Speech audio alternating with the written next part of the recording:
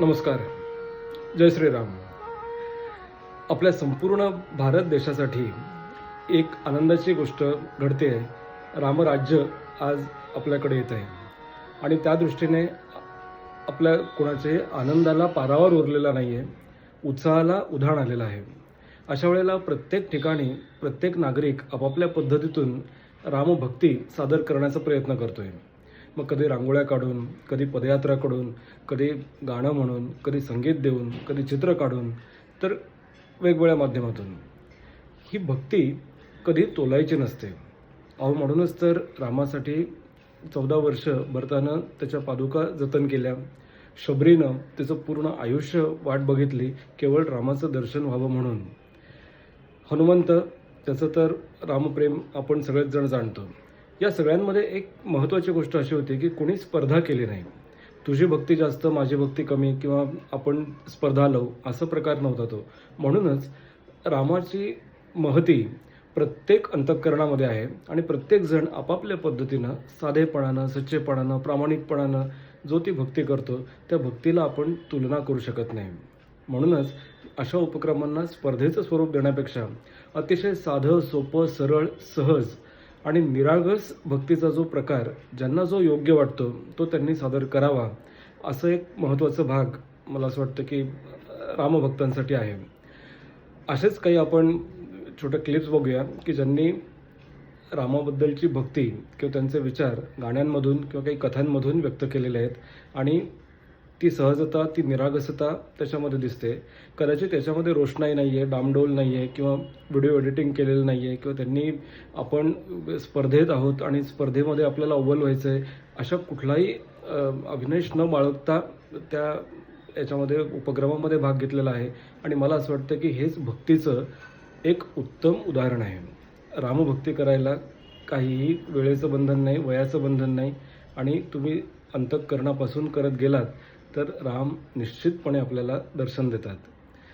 माझी खात्री आहे तुम्ही पण जरूर याचा आस्वाद घ्या, या मंडळींना प्रोत्साहन द्या आणि प्रत्येकजण आपापल्या पद्धतीतून रामभक्ती जशी सादर करतोय ना तशीच सादर करत राहू. ह्या काही मंडळींचे क्लिपिंग्स आपण इथून पुढे बघूयात. नमस्कार.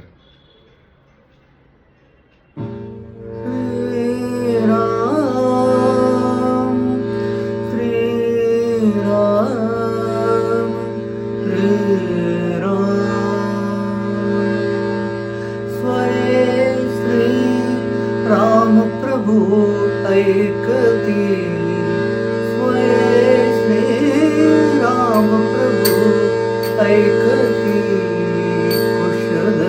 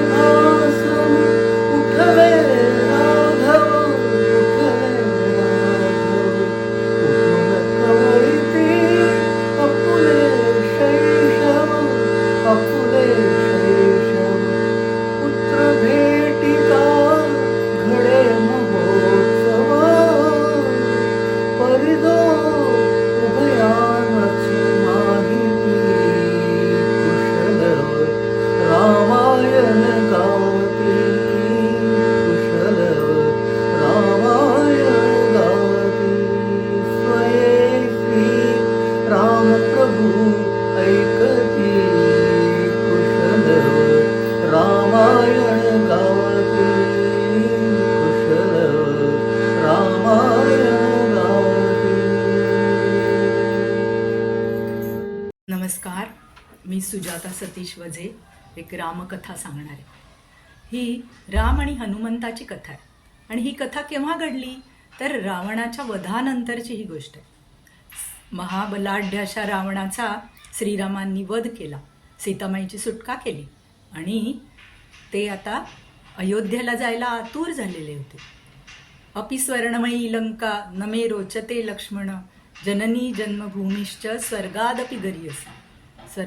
सुख्यासारखं सौख्य त्यांना अयोध्येत मिळणार अशा भावनेनी अयोध्येला जायला ते अतिशय आतुर झालेले होते. अयोध्येमध्ये त्यांचे आप्तस्वकीय होते, अयोध्यावासी जनसुद्धा त्यांची वाट बघत होते. त्यामुळे केव्हा एकदा अयोध्येला जातोय अशी त्यांच्या मनाची स्थिती झालेली होती. त्यामुळे त्यांनी अयोध्येसाठी प्रस्थान ठेवलं. मजल दर मजल करत त्यांचा प्रवास सुरू होता. वाटेमध्ये कृष्णामाईच्या तीरावरती त्यांनी एक मुक्काम केला. तिथे कृष्णामाईचं दर्शन घेतलं आणि तिथे एक कुटीरामध्ये ते ध्यानधारणा करायला बसले.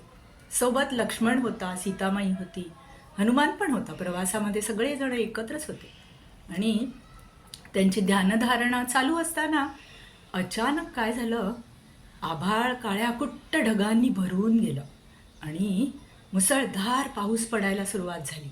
धो धो धो धो पाऊस पडायला लागला. कृष्णामाईचं पात्र पाण्याने भरून गेलं.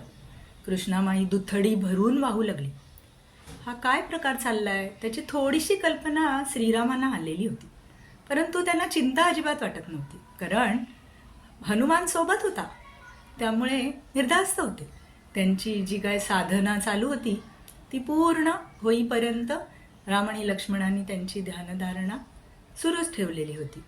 आणि हे वाढणारं नदीचं पाणी बघून हनुमान मात्र आता विचारात पडलेले होते की आता काय करायचं, आपल्या प्रत्यक्ष श्रीरामावर हा पाण्याचा प्रवाह जाणार की काय, अशी त्यांना धास्ती वाटायला लागली. तेव्हा हनुमान नदीच्या पात्रामध्ये उतरले.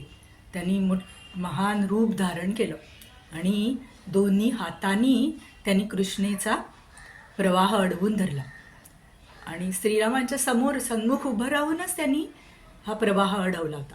त्यामुळे जिथे त्यांनी प्रवाह अडवला तिथे त्या प्रवाहाचे दोन भाग झाले. श्रीराम जिथे बसलेले होते तो जमिनीचा पृष्ठभाग कोरडा राहिला आणि त्याच्या दोन्ही बाजूनी पाणी व्हायला लागलं. श्रीरामांचं जिथे कुटीर बांधलेलं होतं तिथे बेटासारखी परिस्थिती निर्माण झाली आणि दोन्ही बाजूनी पाणी वाहून त्यांना जो धोका निर्माण झाला होता तो टळला.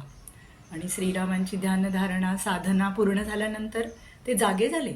आजूबाजूला त्यांनी बघितलं काय परिस्थितीमध्ये बदल झालेला आहे तो त्यांच्या ताबडतोब लक्षात आला आणि हा कुणामुळे झाला हे सुद्धा त्यांना समजलं. पण श्रीराम आणि हनुमान यांचं नातंच असं होतं की शब्दांनी काही हनुमान वर्णन करतील आपल्या पराक्रमाचं आणि शब्दांनी श्रीराम त्यांचं कौतुक करतील अशी परिस्थितीच नव्हती, असं नातंच नव्हतं त्यांचं. श्रीरामांनी हनुमंताला गाढ आलिंगन दिलं आणि त्या आलिंगनातूनच शब्दा वाचूनच त्यांची भावना, त्यांची कृतज्ञता ही हनुमंतापर्यंत पोचली. आणि हा प्रसंग जिथे घडला तिथे त्यानंतर अनेक वर्षांनी रामदास स्वामींनी एक हनुमंताचं मंदिर बांधलं आणि हा बाहेचा मारुती म्हणून हा मारुती प्रसिद्ध आहे. आजही आपल्याला तिथे त्या हनुमंताचं दर्शन घडतं आणि तिथे ही आख्यायिका आजही आपल्याला ऐकायला मिळते. धन्यवाद. नमस्कार, मी भारती दत्तवाडकर.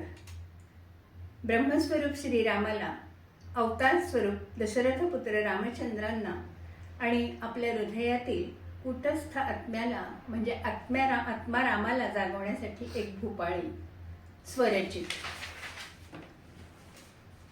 रामचंद्रा सूर्याला बिंब त्याचे पाहण्या. रामचंद्रा सूर्याला बिंब त्याचे पाहण्या. पाहण्या सीता कांता ओठ आता कौसल्याच्या नंदना कौसल्याच्या नंदना झुंजू मुंजू वेळ गेली पक्षी सोडी कोटरा पक्षी सोडी कोटरा सूर्यनारायण आले की तुझ्या रे दर्शना रामचंद्रा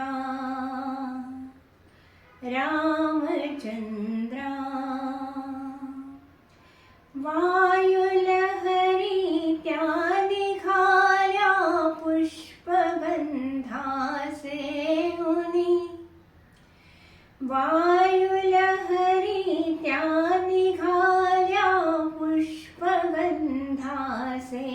उनी रवि किरण स्पर्शती तव चरण कमले अंगुली भूवरी फाके प्रभाकी भूवरी फाके प्रभाकी जीतिली रे तूतया जीतिली रे तूतया उन्मिलित कर कमल नयन तो दर्शनाला तिष्ठला रामचंद्रा रामचंद्रा सूर्यलोलक उसळला वर कमल वदन तव पाहण्या कमल वदन तव पाहण्या हेल गावे कनक कुंभ कनक रसही सांडला कनक रसही सांडला पुष्पभाराले उनिया वृक्षवल्ली थांबल्या वृक्षवल्ली थांबल्या एकला तू बहुत झाला एकला तू बहुत झाला विश्वकमली बैसला विश्वकमली बैसला रामचंद्र रामचंद्र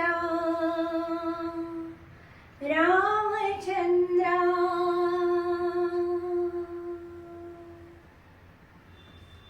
नमस्कार, मी सुजाता सतीश वजे गीत रामायणातलं एक गीत सादर करते.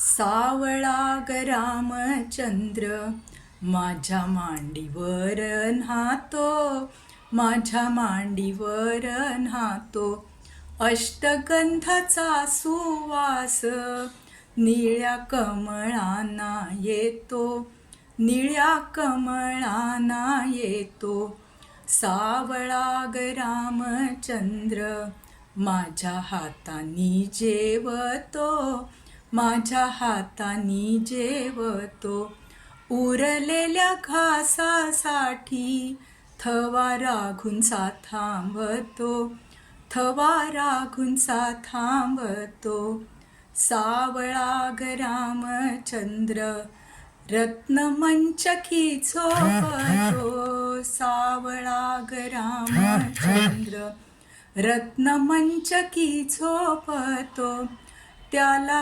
पाहताला जून चंद्र आभाळी लोपतो चंद्र आभाळी लोपतो सावळा ग रामचंद्र चार भावात खेळतो सावळा ग रामचंद्र चार भावात खेळतो हिरकांच्या मेळाव्यात नीलमणी उजळतो, नीलमणी उजळतो, सावळा ग रामचंद्र करी भावंडासी प्रीत, सावळा ग रामचंद्र करी भावंडासी प्रीत, थोरा थोरांनी शिकावी बाळाची या बाळरीत, बाळाची या बाळरीत,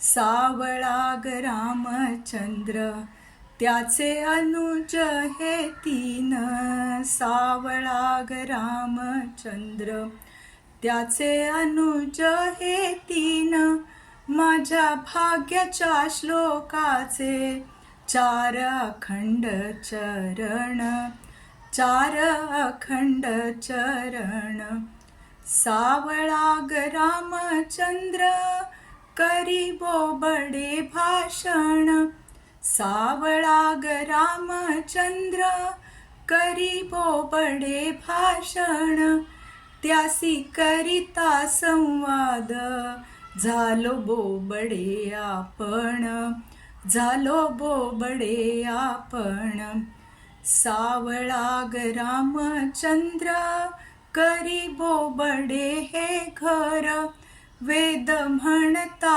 विप्रांचे येती बोबडे उच्चार, येती बोबडे उच्चार, सावळा ग रामचंद्र चंद्र नभीचा मागतो, सावळा ग रामचंद्र चंद्र नभीचा मागतो, रात जागवितो बाई सारा प्रासाद जागतो, सारा प्रासाद जागतो, सावळा ग रामचंद्र उद्या होईल तरुण, सावळा ग रामचंद्र उद्या होईल तरुण, मग पुरता वर्षेल देव कृपेचा वरुण, देव कृपेचा वरुण, देव कृपेचा वरुण, देव कृपेचा वरुण. श्रीराम श्रीराम जय जय राम.